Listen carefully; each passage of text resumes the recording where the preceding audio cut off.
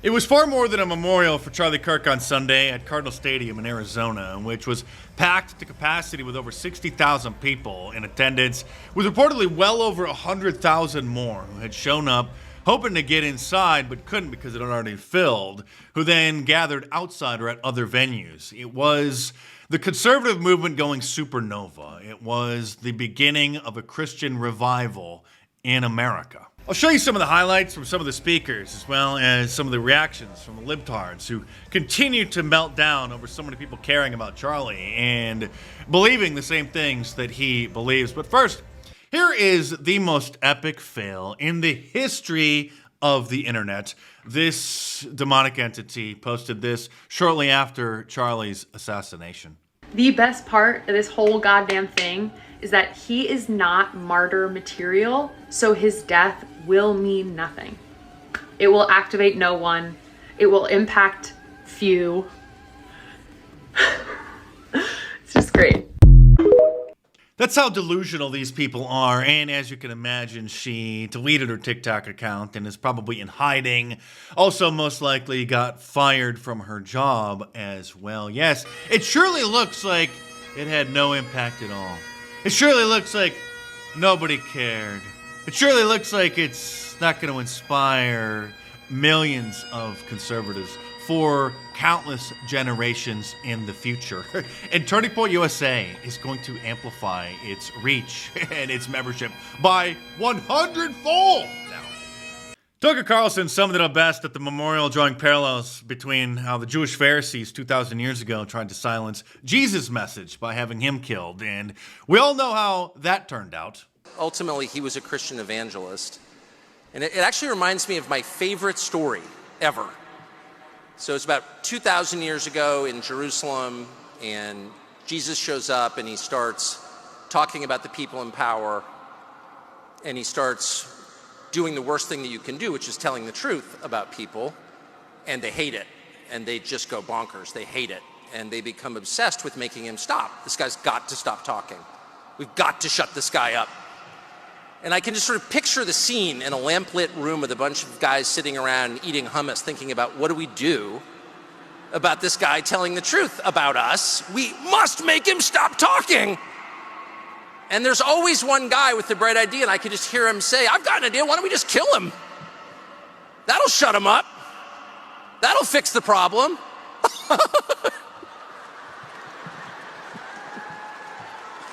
It doesn't work that way. It doesn't work that way. Everything is inverted. But for accurately describing biblical history, Tucker is being smeared as an anti-Semite by countless Jewish conservatives on the right, not the liberal lunatics on the left. Jewish conservatives on the right who often try to spin the story by claiming, but, it was technically the Romans who killed Jesus, completely ignoring what the Bible says, that the Jewish Pharisees, the leadership at the time, literally conspired to get them to do that.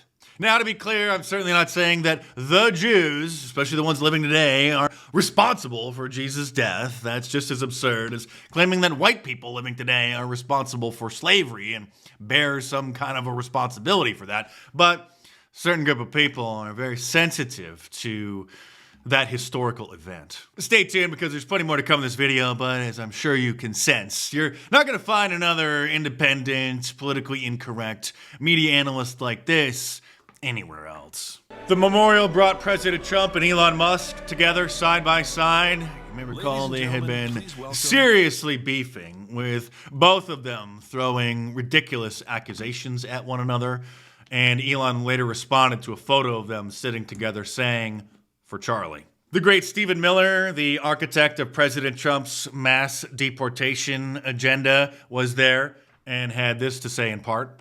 We will prevail over the forces of wickedness and evil. They cannot imagine what they have awakened. They cannot conceive of the army that they have arisen in all of us. Because we stand for what is good, what is virtuous, what is noble. And to those trying to incite violence against us, those trying to foment hatred against us, what do you have? You have nothing. You are nothing. You are wickedness, you are jealousy, you are envy, you are hatred. You are nothing. You can build nothing. You can produce nothing. You can create nothing. We are the ones who build. We are the ones who create. We are the ones who lift up humanity. You thought you could kill Charlie Kirk? You have made him immortal. You have immortalized Charlie Kirk. And now millions will carry on his legacy. And we will devote the rest of our lives to finishing the causes for which Charlie gave his last measure of devotion. The best part was every speaker talked about the importance of Jesus in Charlie's life and in all of our lives. This truly is the beginning of a Christian revival in this country. Here's Marco Rubio boiling it down in just over 1 minute. One of the things he wants us to take away from this, from all of this, is the following. His deep belief that we were all created, every single one of us, before the beginning of time, by the hands of the God of the universe, an all-powerful God, who loved us and created us for the purpose of living with him in eternity. But then sin entered the world and separated us from our Creator. And so God took on the form of a man and came down and lived among us. And he suffered like men. And he died like a man. But on the third day, he rose unlike any mortal man.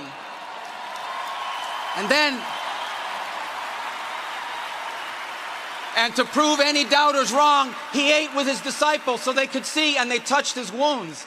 He didn't rise as a ghost or as a spirit, but as flesh. And then he rose to the heaven, but he promised he would return, and he will. And when he returns, because he took on that death, because he carried that cross, we were freed from the sin that separated us from him. And when he returns, there will be a new heaven and a new earth, and we will all be together, and we are going to have a great reunion there again with Charlie and all the people we love. Thank you, and God bless you. Of course, President Trump was there to take the stage where he said this, in part. And we have to bring back religion to America, because without borders, law and order, and religion, you really don't have a country anymore. We want religion brought back to America. We want to bring God back into our beautiful USA like never before. We want God back. He also highlighted how Charlie was more than just a political activist. He was a Christian missionary, in essence. Missionary with a noble spirit and a great, great purpose. He did not hate his opponents. He wanted the best for them. That's where I disagreed with Charlie. I hate my opponent. And I don't want the best for them. I'm sorry. I am sorry, Erica. But now Erica can talk to me and the whole group, and maybe they can convince me that that's not right, but I can't stand my opponent. Charlie's angry. Looking down, he's angry at me now. The Department of Justice is also investigating networks of radical left maniacs who fund, organize, fuel, and perpetrate political violence. And we think we know who many of them are. But law enforcement can only be the beginning of our response to Charlie's murder. Over the last 11 days, we have heard stories of commentators, influencers, and others in our society who greeted his assassination with sick approval, excuses, or even jubilation. You've heard that. So have I. Couldn't believe it. Some of the very same people who spent the last 8 years trying to sit in moral judgment of anyone who disagreed with them about politics suddenly started cheering for a murder. Incredible. You know the names. They're major losers, by the way. Then Erica Kirk, Charlie's wife, a very intelligent woman who was just voted by the board of directors of Turning Point USA to be the new CEO of the organization, who Charlie said is much further to the right than him, took to the stage. This is the same woman who many on the left are literally calling a Nazi because she married Charlie, and she's a beautiful, white, blonde-haired, blue-eyed woman who was once Miss Arizona. After Charlie's assassination, we didn't see violence. We didn't see rioting.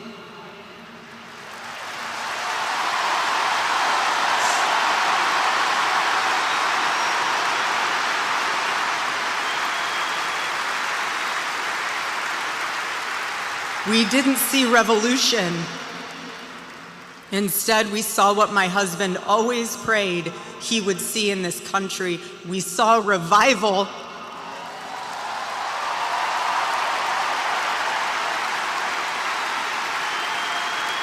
This past week, we saw people open a Bible for the first time in a decade.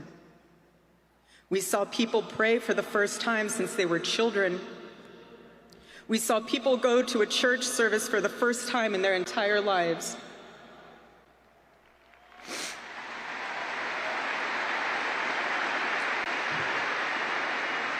She then quoted what Jesus said on the cross right before he died about those who were persecuting him and those who were responsible for his death, and then stunned the audience saying this: Father, forgive them, for they not know what they do. That man, that young man, I forgive him.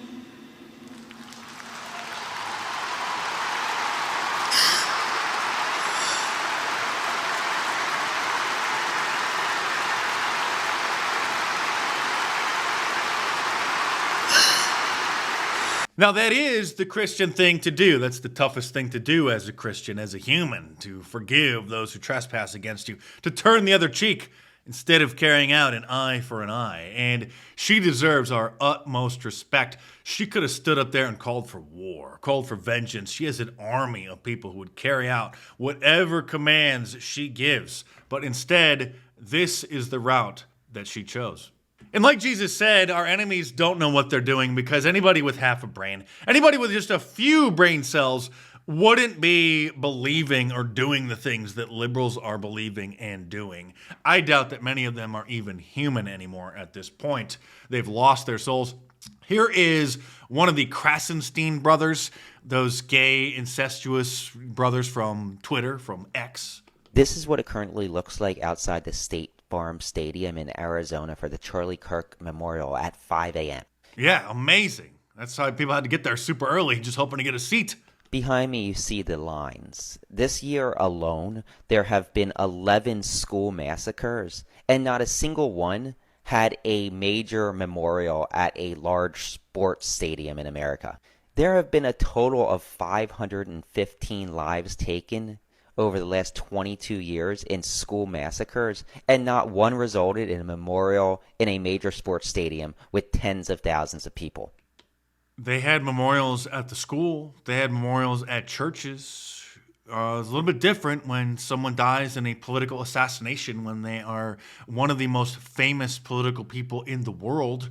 When someone famous dies, then a lot of people want to come and pay their respects. And not just because of who Charlie was or that he was a famous political operative, because Charlie had become a symbol of the conservative movement. And that's the ultimate level of leadership. Charlie is a symbol, you idiot. I'm not discounting what happened to Charlie Kirk, but America, maybe we have our priorities a little bit skewed. It's skewed that so many people care about such an important and powerful person being assassinated at a debate where he encouraged those who disagree with him to come and take the mic. Rolling Stone magazine says Donald Trump and his administration used Charlie Kirk's murder as an excuse to ramp up their ongoing campaign for total power in the most authoritarian week yet. See, they're never going to stop calling us Nazis, ever. David Pakman, that Jewish soy boy leftist YouTuber, says that the Charlie Kirk funeral is absolutely disgusting, riddled with speeches that only dial up the temperature. We all know that certain kinds of people get very upset when they hear the gospel being preached or just hear the name Jesus. Or when Christmas comes around, even though it's been mostly secularized and Jesus has been replaced with Santa Claus, it still causes op-eds to be published in major liberal publications like the Washington Post, like this. Please don't wish me Merry Christmas. It's impolite and alienating to assume I follow your religion. Of course, this is not written by an Orthodox Jew. Those are the religious Jews. Most all of the mainstream conservatives don't want to actually talk about What kind of people are really behind the war on Christmas? Okay, it's the Ginos, the Jews in name only, the leftist, liberal, secular Jews. I mean, let's face it, Buddhists, Sikhs, Hindus, Muslims, atheists aren't the ones who are upset about Christmas. It's another group of people you're not supposed to talk about. The worst take, however, came from the LGBTQ blue-haired leftist troll who goes by the name of Destiny, who has almost 850,000 subscribers on YouTube, who posted, "This Charlie Kirk memorial is indistinguishable from a Nazi rally, and F anyone who wants to pretend it's not." And interestingly enough, Candace Owens, who owes her career to Charlie Kirk at Turning Point USA for really discovering her, being the first big conservative outlet to discover her. Obviously, many of us saw her first viral video about Black Lives Matter, and then Alex Jones, who is always the tip of the spear of bringing new people into his platform to boost them, had her in studio to promote her. But then Turning Point USA was the first big platform to then give her a job. Then she went to PragerU. Then she went to the Daily Wire. But she didn't go to the memorial, and not for logistical reasons. Obviously, a lot of people have logistical issues and family and appointments and things. They can't travel and make it there. But because she got upset, apparently, that people were asking her if she was going to go, because she has been, and I'm sad to have to say this, spouting complete lunacy about what she believes happened to Charlie. So I'm sure she wouldn't have had a warm welcome there by many people. And so she had this to say. I said, there is no way we are going to this event now. There's a 0% chance. First and foremost, why are you saying but anybody can go to it? You just buy a ticket to the event, and you're all working to try to get me to confirm that I'm going. And you're doing this as if you're trying to push my buttons and be like, we got to make her get into her ego so she shows up and posts it on social media. Nope, actually, while I'm attacking the feds, maybe not going to a public event, which the feds are organizing, is probably a very good idea. I'm good. You know what I'm gonna do? I'm gonna listen to Power on my headphones and go see Ye. How's that for a memorial for Charlie Kirk? That feels like the right thing for me to do right now. Actually, that sounds beyond insane. So she didn't go to the event because the, quote, feds were organizing it. I'm just going to assume that that's a code word she means for the Jews. And so she didn't go because she felt like she was going to be in danger there. They're going to assassinate her there at the event. Candace, if you're not aware, has gone down a rabbit hole, which is fine. Opening up some discussions about a lot of things over the last few years that nobody in Conservative Inc. would dare touch. But she has banged her head against the walls of that rabbit hole so many times that she really isn't making any sense anymore.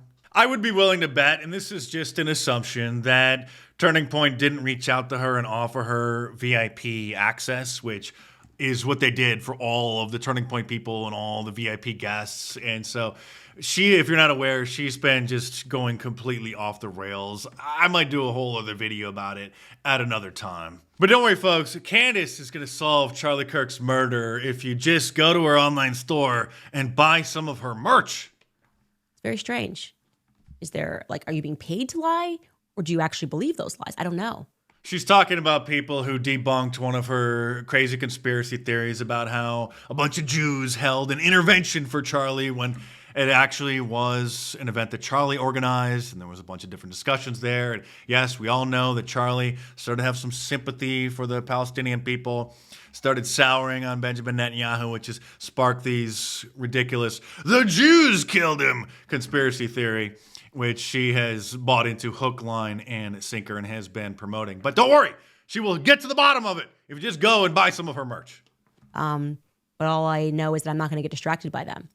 We are going to solve the murder of my friend, Charlie Kirk. And if you guys would like to support us, we are independent. As I tell you, you can sign up at our website, CandaceOwens.com. Buy yourself this. This is pretty bomb. Yep, our CIA line. Get it? The Candace Intelligence Agency. Candace became the meme. Get in there and make it about you. And I can already see the comments from the kooks, I guarantee it. Dice got the call from the Jews to cover up Mossad and Israel's involvement in Charlie Kirk's assassination because he had turned on Israel and the Jewish donors were upset with him. Blah, blah, blah. That's why I'm going to probably have to do an entire in-depth report debunking all of this insanity. because even the biggest critics of Israel, including Nick Fuentes, who has been deemed like the new David Duke, the biggest anti-Semite in America, banned off all the major platforms, thinks that this is utterly ridiculous, because it is. I want to move on to the theory that Israel was somehow involved. I'm going to be upfront with you. I find this to be unconvincing. And I will explain in rigorous detail why. When we implicate Israel, or I should say, when Israel implicates itself in various conspiracies, there's usually a reason why. I believe fully that Israel was involved, and the organized Jewish community was involved in many of the great conspiracies of the past 200 years. And I could tell you in one sentence why for each of them. I don't look at a crisis or a tragedy and assume that Israel did it. Contrary to what people like Ben Shapiro say, that I trip on my shoelaces and blame the Jews, I don't rush to judgment and think that Israel is behind every crisis or every disaster or anything. But many of the low IQ anti-Semites, and I don't use that word lightly, it's thrown around almost, if not more so than the word racism. It's basically meaningless, but there are some low IQ anti-Semites out there. And when Mr. Fuentes tried to eloquently steer them away from that conspiracy theory, then they started accusing him being, getting the call, being bought off by Israel. And so then his tone soured a little bit. Time to wake up, guys. Some of this, I'll be the first one to say, the conspiratard schizo thing, it's getting a little out of control. And that's coming from me. I mean, it's like we are truly through the looking glass. When Charlie Kirk is assassinated, people blame Israel. I, who fought Charlie Kirk because he was pro-Israel, am being said to, I'm being said to be covering up that he was killed for this miraculous conversion. And in case you're unaware, I myself have gone down numerous rabbit holes, roads less traveled, and compiled my data in various books like Inside the Illuminati, Evidence, Objectives, and Methods of Operation, and The Illuminati, Facts and Fiction, where I separate the facts from the fiction. So I'm very well aware of virtually every conspiracy theory that's been out there for decades, and the evidence for, the evidence against, the ones that are true, the ones that are false, the ones which could be true, the ones who we're not sure if they're true or not, but there's compelling evidence. And so when I say that a conspiracy theory is kooky, I think that holds a lot of weight. So if you enjoy watching my videos, like I've been telling you, you'll really enjoy reading my books. So order them in paperback or hardcover from Amazon, or download the ebooks from the ebook stores. Or if you just want to sponsor my channel with a tip, click the link in the description below to buy me a coffee. It's a cool service to tip your favorite creators, and it's way better than a super thanks or a super chat, because YouTube takes like 30 or 40% of that money. So if you want to just sponsor my channel, tip me whatever you think my videos are worth by clicking the link in the description below. And stay tuned, because I will see you soon.